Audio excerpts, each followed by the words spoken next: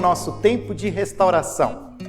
Enquanto perdurar esta pandemia, enquanto estivermos cumprindo este afastamento social, estaremos todas as quintas-feiras, às 20 horas, apresentando para vocês um material para que você possa absorvê-lo e usá-lo para a sua saúde emocional. Somos do Celebrando a Recuperação, da Primeira Igreja Batista de Campinas, e como estamos impedidos de ter os nossos grupos presenciais de estudo de passos, nós estamos agora num novo momento e numa segunda fase estudando um novo material, e faço um convite para que você participe conosco. Se você ainda não se inscreveu no nosso canal, faça essa inscrição hoje, ative a notificação, assim você terá acesso e será alertado sobre todos os nossos conteúdos assim que eles estiverem disponíveis na nossa rede. Fique com a gente!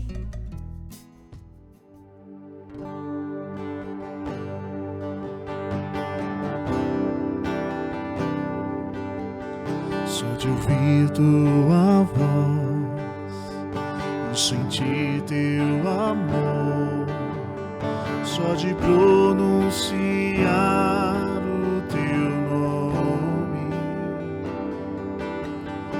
os meus medos se vão, minha dor, meu sofrer, pois de paz tu inundas meu ser. Só de ouvir tua voz e sentir teu amor, só de pronunciar o teu nome, os meus medos se vão, minha dor, meu sofrer, pois de paz tu inundas meu ser.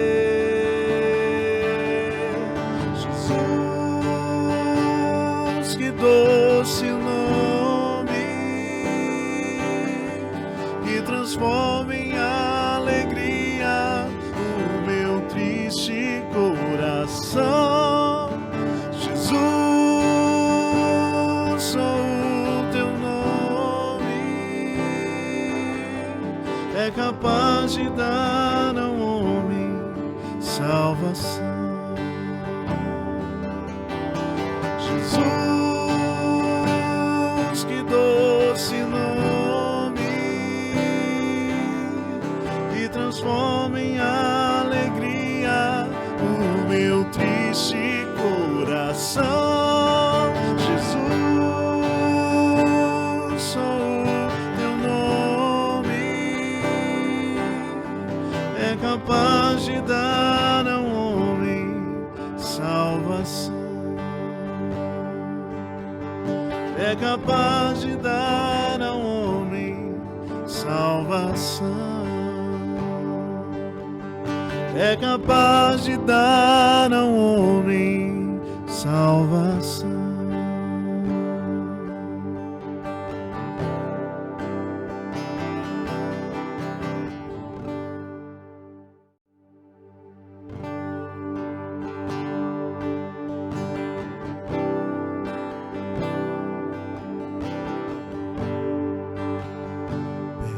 Quero estar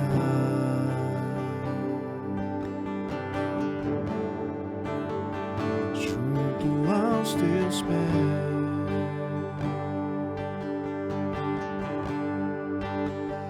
pois prazer maior não há que me render e te adorar.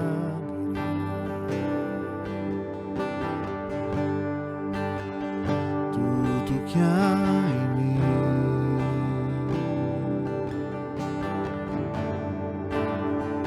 em te ofertar,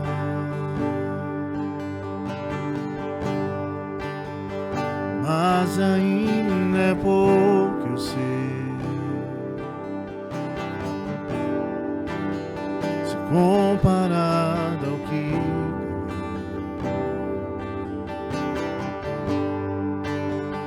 sou apenas servo, teu amigo.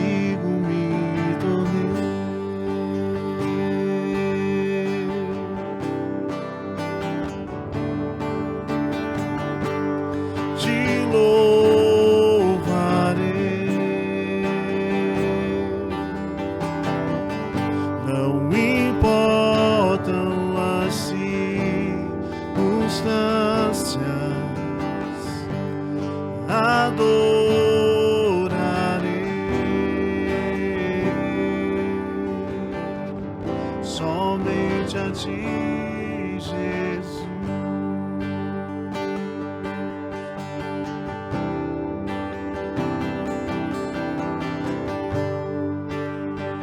Perto quero estar,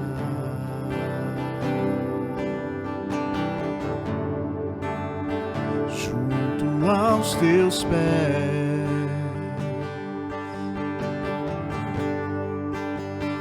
Pois prazer maior não há,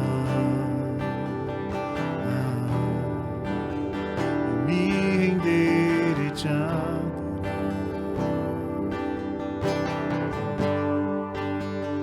Tudo que há em mim,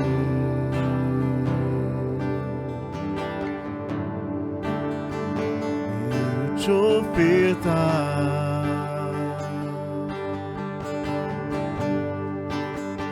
Mas ainda é pouco, eu sei, se comparado ao que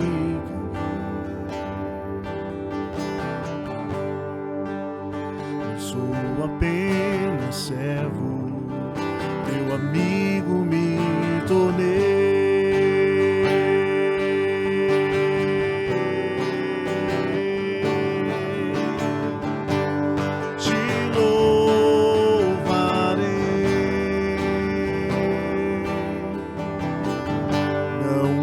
Importam as circunstâncias, adorarei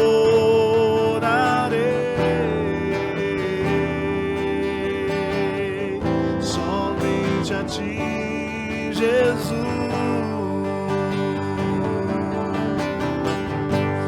Te louvarei.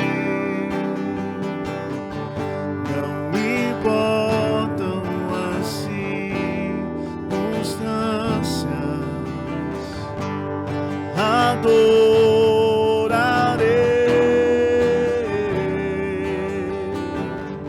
somente a ti, Jesus. Somente a ti, Jesus. Somente a ti, Jesus.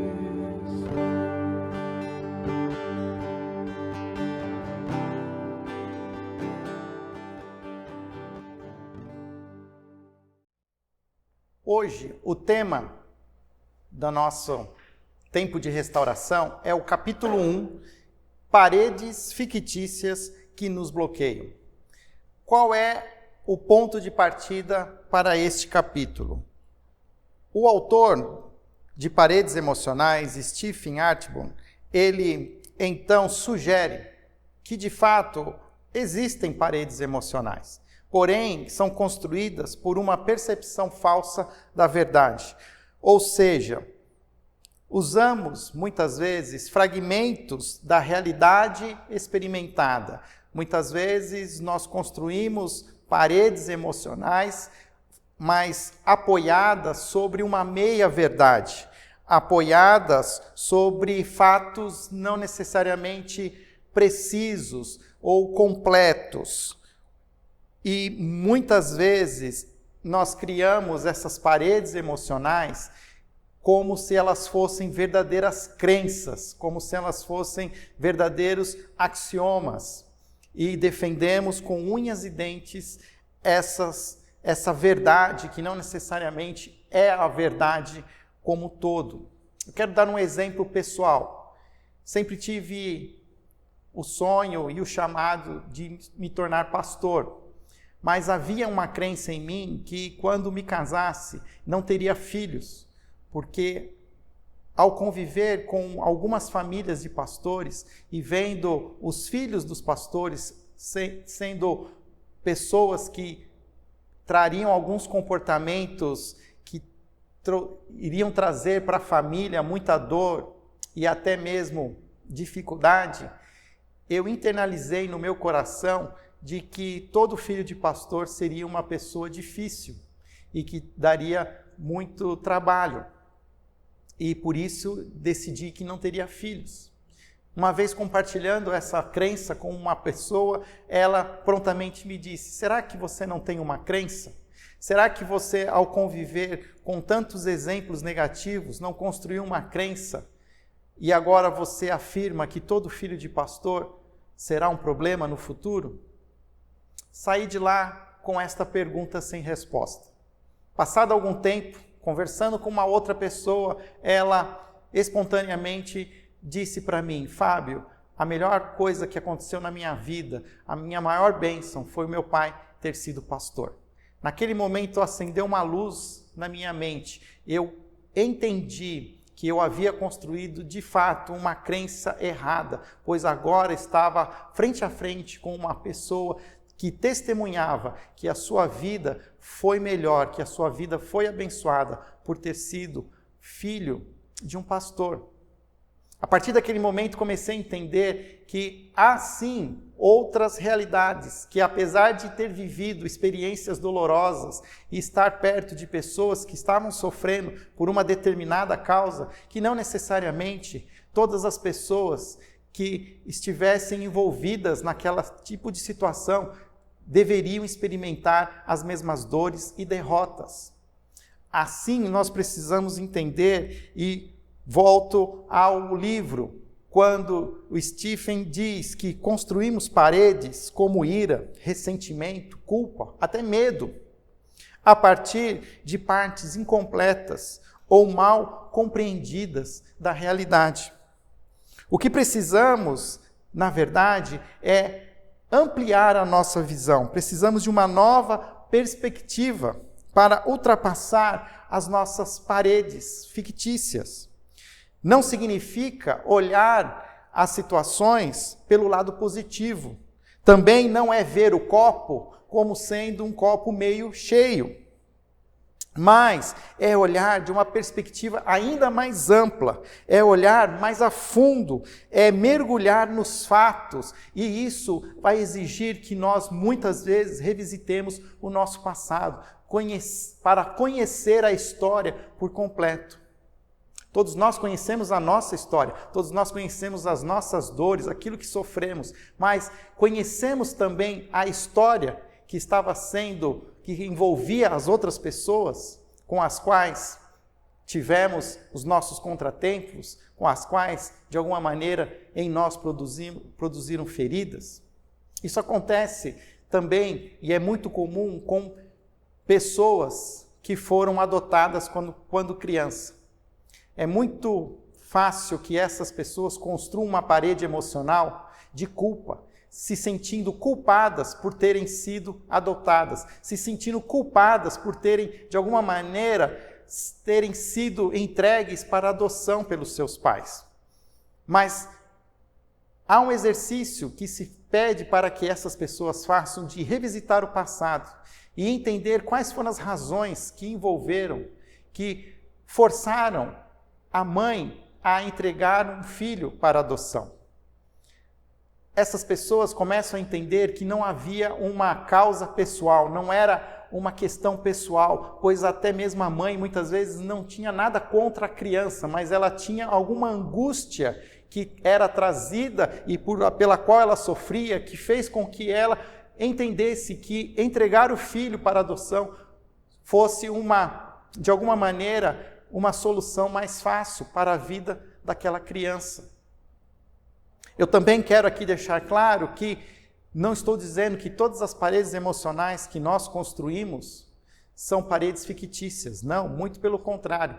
Existem paredes que realmente foram fundamentadas sobre uma dor muito forte, sobre um abuso no passado, sobre ressentimentos, sobre feridas, que hoje ainda trazem muita dor e sofrimento. Mas nós não podemos simplesmente olhar para essas paredes sem analisá-las plenamente, sem analisá-las através dessa perspectiva de que há muitas crenças nós construímos e essas paredes, algumas delas, se tornam paredes fictícias. Quero trazer aqui uma palavra de Jesus de Nazaré. Jesus, muitas vezes, confrontava o seu ouvinte. E ele tinha um método muito comum, quando ele sempre dizia: vocês ouviram o que foi dito, eu, porém, vos digo. Ou, de alguma maneira, Jesus também estava querendo nos mostrar: olha, cuidado, porque vocês ficam ouvindo tanto sobre tal coisa, que é assim que funciona, que vocês não estão olhando, de fato, a verdade. E quando Jesus fala isso, muitas vezes isso está dentro de um conteúdo, de um grande sermão que Jesus fez, conhecido como Sermão do Monte. No final do capítulo 5, no Evangelho de Mateus, no versículo 48, e aqui eu trago para você a versão contemporânea, escrita por Eugene Peterson, na Bíblia a Mensagem. Ele faz um primeiro resumo de toda essa confrontação que Jesus faz ao seu ouvinte. Ele diz, resumindo: o que quero dizer é, cresçam, vocês são súditos do rei, tratem de viver como tais, assumam sua identidade criada por Deus, sejam generosos uns para com os outros, pois Deus age assim com vocês. A filosofia de Jesus poderia ser resumida da seguinte maneira: a vida não gira em torno de você, não gira em torno das suas coisas, nem mesmo em torno deste mundo. Não se trata de sentir-se bem ou de obter aquilo que se deseja. Mas nós precisamos ampliar a nossa visão de mundo. Nós precisamos entender que o que Jesus quer nos mostrar é que a nossa vida precisa ser abordada a partir de uma nova realidade, a partir de novos valores, valores do reino de Deus. O mesmo Sermão do Monte, ele começa com as bem-aventuranças. E esta mesma versão contemporânea, no Evangelho de Mateus, capítulo 5, versículo 8, ele diz assim: abençoados são vocês que puserem em ordem seu mundo interior, com a mente e o coração no lugar certo. Assim vocês poderão ver Deus no mundo exterior. Que bom que você está aqui conosco assistindo esse tempo de restauração, porque esta é a hora de nós colocarmos em ordem o nosso mundo interior, para que, com a ajuda de Jesus, possamos olhar para as nossas paredes emocionais, olhá-las baseadas numa verdade mais completa, olhar para elas sem estarmos escravizados a falsas crenças. Porque bem-aventurados são os puros de coração, pois eles verão a Deus. Para a nossa reflexão no tempo de partilha, anote essas perguntas para que você possa compartilhar nesse nosso tempo, nos nossos encontros virtuais. Primeira pergunta: existe algum evento ou incidente do seu passado que tende a servir de moldura pela qual você interpreta a sua vida? Talvez você ainda não tenha a resposta, mas nós precisamos nos esforçar para trazer à memória se nós temos algo que no nosso passado está moldando o nosso comportamento presente. Segunda pergunta: que aspecto da verdade de Jesus você acha que ele mais deseja que você compreenda? João, capítulo 8, versículo 32 diz: conhecereis a verdade e a verdade vos libertará. Jesus está disposto a andar com você e fazer que você conheça a verdade por inteiro. Que aspectos, então, dessa verdade você precisa conhecer melhor? Qual é a dor que hoje machuca o seu coração? O que hoje faz com que você não consiga caminhar e avançar em maturidade, como Deus deseja? Antes de terminar, vamos fazer comigo a oração da serenidade.